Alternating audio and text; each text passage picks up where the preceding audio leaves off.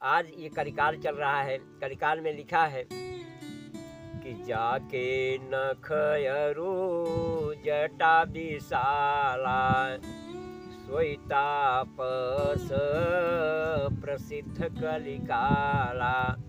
कलिकाल के लिए सीधा बताया गया है कि जिनके लंबी लंबी जटाएं, बड़े बड़े नख और जय श्रीमन्नारायण। आप सभी को प्रणाम, नमस्ते दोस्तों। इस वीडियो में आज हम संत के लक्षण के बारे में बात करने वाले हैं। आज मेरे पिताजी आए हुए हैं, उनके मुख से संत के क्या लक्षण है वही आप लोगों के साथ में साझा करूंगा, क्योंकि आजकल तमाम संत घूम रहे हैं और आप लोगों को सबको पता है वे कैसे हैं और सब एकदम ऐश्वर्यशाली जीवन जी रहे हैं। आप उसकी कल्पना भी नहीं कर सकते कि वो कैसा जीवन जीते हैं। तो आप लोग इस वीडियो में बने रहिए। ये देखिए, उन लोग वहाँ से आ रहे हैं। अभी हमने ही बुलाया था उनको यहाँ पे आके कहने के लिए प्रवचन। तो उन लोग अपने विषय पर कुछ बात करेंगे। तो वो घर पे बात कर रहे थे, तो हमने कहा कि आप यहाँ पर आ जाइए, यहाँ पे बात करते हैं। तो आ रहे हैं। अभी मैं उनके लिए थोड़ा सा व्यवस्था कर दूँ बैठने उठने के लिए।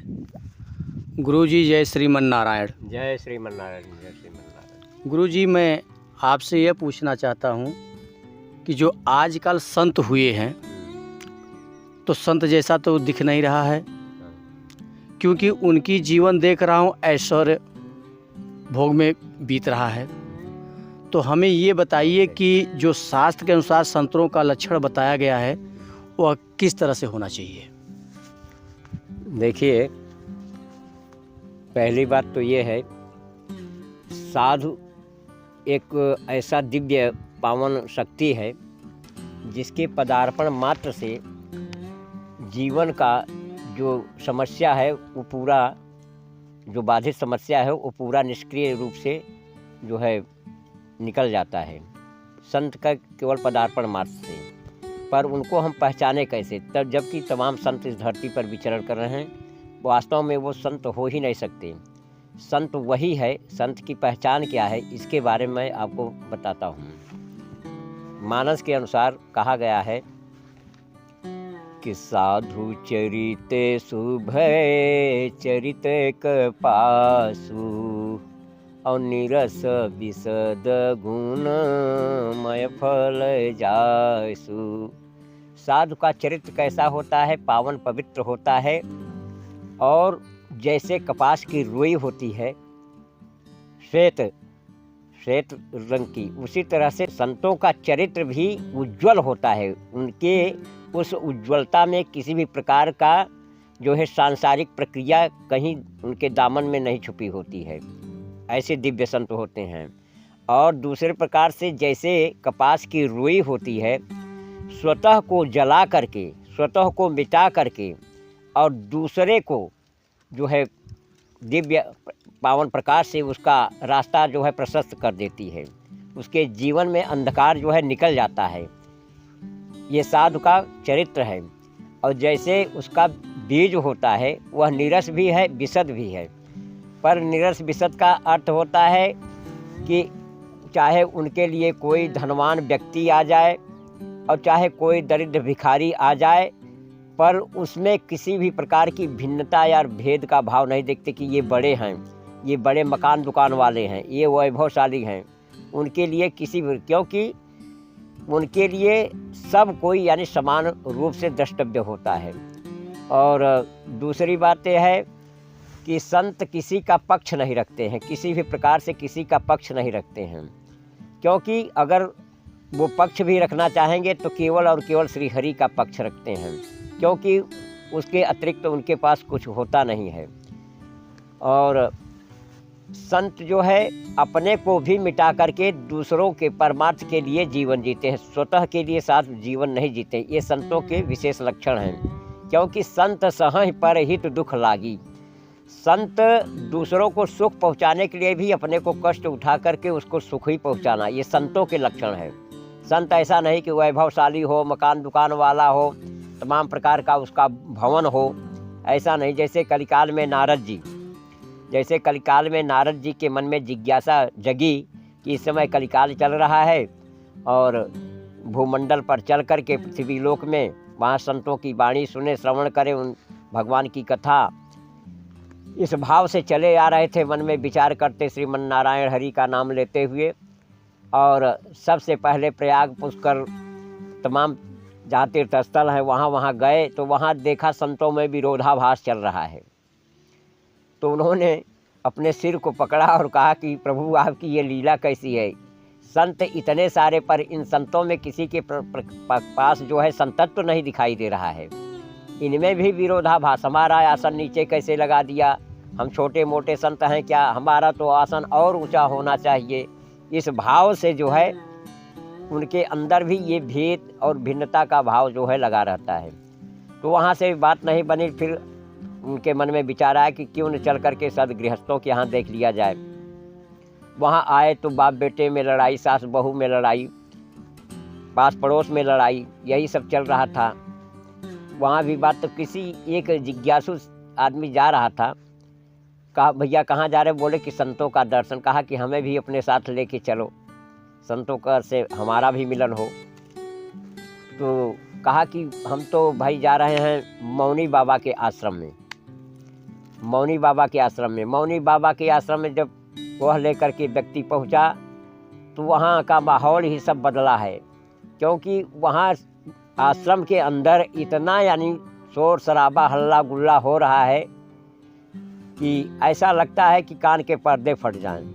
नारद जी ने फिर कहा कि अरे प्रभु आपकी ये लीला कैसी है, नाम है मौनी बाबा और हल्ला इतना कि कान के पर्दे फट जाएं, ये कैसे मौनी बाबा हो सकते हैं। तो किसी दूसरे से पूछा कि भैया हम सत्संग के लिए आए हैं, सत्संग करने का अवसर कहाँ प्राप्त हो, जो संत महात्मा दिव्य पावन जिनका नाम हो इस कलिकाल में।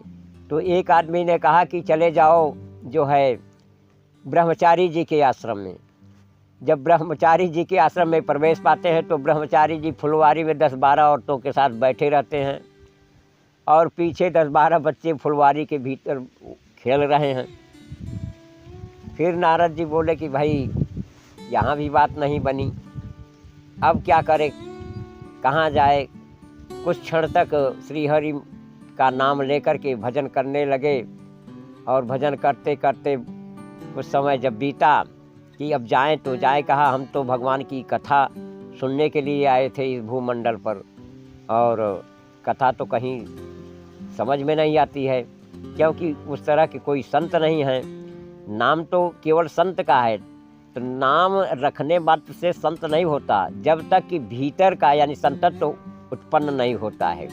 जैसे कोई भी प्रक्रिया जब करते हो, कार्य करते हो, तो पहले मन के भीतर उसकी जिज्ञासा उत्पन्न होती है, तब हाथ उसी तरह से काम करने लगते हैं, शरीर को वहाँ ले जाने लगता है जहाँ जिससे काम होना है। तो एक आदमी दिखाई दिया और वह भी ब्राह्मण आदमी, पंडित आदमी था। नारद बाबा को देखा साधु रूप में तो दौड़ करके चरणों में प्रणाम किया और तब नारद जी ने कहा कि बेटा हमें एक बात बताइए।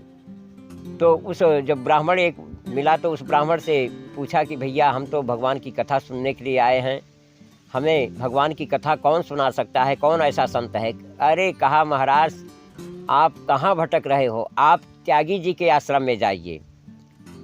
कहा कि बच्चा कहाँ है, कहा यहाँ से कुछ ही दूर पर सामने जाओगे त्यागी जी का आश्रम आ जाएगा। नारद जी उसी तरह से आगे जब बढ़े उसके बताए अनुसार, अब जब आगे बढ़े तो क्या देखा कि एक बहुत भव्य भवन दिखाई दे रहा है और उस पर लिखा है त्यागी जी आश्रम। नारद जी के मन में पछतावा हुआ कि भाई भवन इतना बृहद, इतना बड़ा और नाम उस पर लिखा है त्यागी जी आश्रम। आश्रम तो कहीं दिखाई देता नहीं, भवन सीधा दिखाई दे रहा है।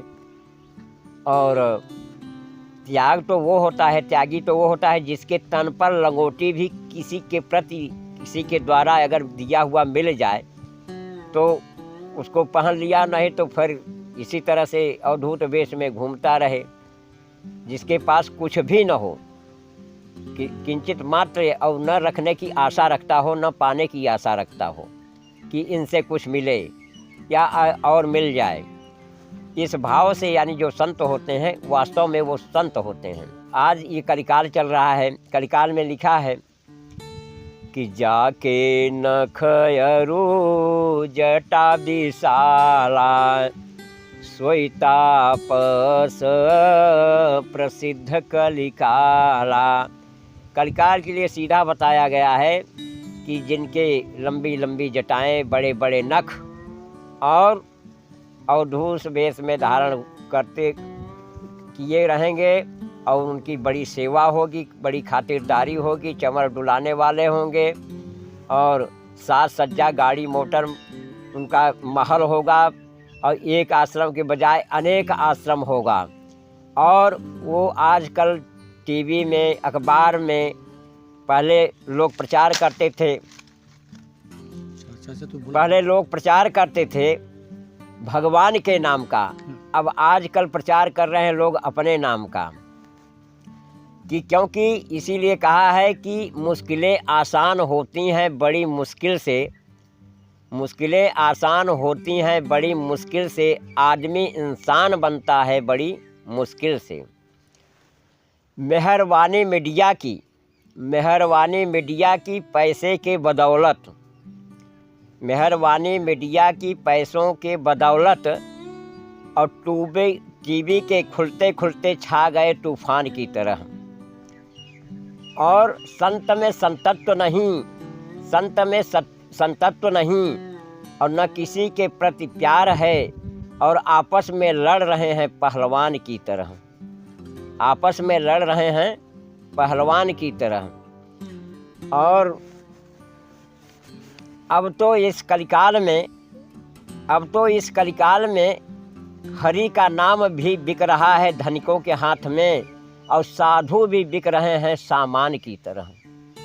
जैसे आप सामान खरीदने जाते हैं, पैसा लेकर, पैसा दिया और सामान लिया, उसी प्रकार से आजकल के साधु भी सामान की वस्तु की तरह ही बिक रहे हैं। उनका कोई अपना अस्तित्व नहीं है, बस एक ही लक्ष्य है कि पैसा आए और कैसे भी आए, किसी भी प्रकार से आए।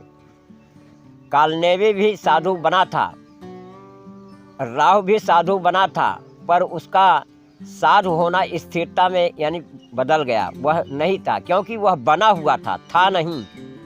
जो साधु है, जिनका जीवन ही, जिनका लक्ष्य ही साधु हो, वास्तव में वो साधु है।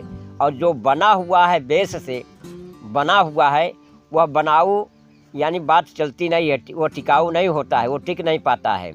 जैसे कि कहा गया है कि उघरे अंत न होई निबाहु, काल नेमि जिमि रावण राहु। जब अंतिम क्षण आया तो उसका पोल खुल गया कि यह काल नेमी राक्षस है, ये साधु नहीं है। और रावण भी साधु का वेश बना कर के माता जानकी का हरण करने के लिए गया था, लेकिन और जैसे ही जानकी रेखा के बाहर आई, वह अपने असली रूप में आ गया, वह भी समझ में आया। और राहु भी अमृत पीने के लिए देवताओं का वेश धारण करके राहु के पंक्ति, देवताओं के पंक्ति में बैठा, पर उसका भी पोल खुल गया कि यह नकली वाला है, असली तो है नहीं। भगवान ने उसको चक्र सुदर्शन लगा दिया, उसका भी पोल खुल ही गया। तो वास्तव में जो सच्चाई है वो छुप नहीं सकती, कितना भी कर ले। और जो संत हैं उनका संतत्व तो नहीं छूट सकता। जैसे कि मलय भुवंग ही बेधिया शीतलता न तजंत, और संत न छोड़े संतई कोटिक मिले असंत। उनको जीवन में चाहे करोड़ों असंत दुष्ट दुर्जन मिल जाएं, पर वास्तव में जो सच्चा संत है वह अपने संतत्व का लक्षण कभी परित्याग नहीं कर सकता है। उनके जीवन में अगर संतत्व का भाव प्रकृति प्रदत्त है तो वह किसी भी प्रकार से मिटाने से मिट नहीं सकता। और संत वो होते हैं, कहा कैसे कि बूंदय घात सहहि गिरि कैसे, अखल के बचन संत सहजैसे। दुष्टों की वाणी को भी वो उसी प्रकार से सहन करते हैं जैसे पत्थर पहाड़ उसका चट्टान पड़ा रहता है और बारिश की बूंदें बड़ी बड़ी उस पर चोट मारती हैं, पर वह किसी भी प्रकार से उत्तर प्रत्युत्तर उनका नहीं करता। उसी प्रकार से क्योंकि संत जो होते हैं बड़े सहिष्णु होते हैं, बड़े सहनशील होते हैं।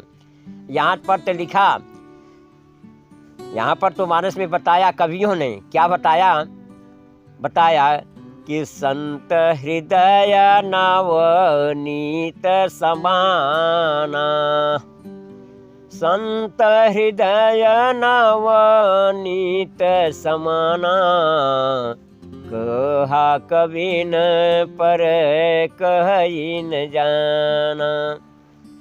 कहा कि संतों का हृदय अर्थात नवनीत मक्खन के समान होता है, पर मक्खन जब किसी पात्र में रख कर के चूल्हे पर तपाओगे तब जा कर के पिघलता है, पर संत का संतत्व तो किसी के कष्ट को देख करके ही द्रवीभूत हो जाता है, अर्थात पिघल जाता है।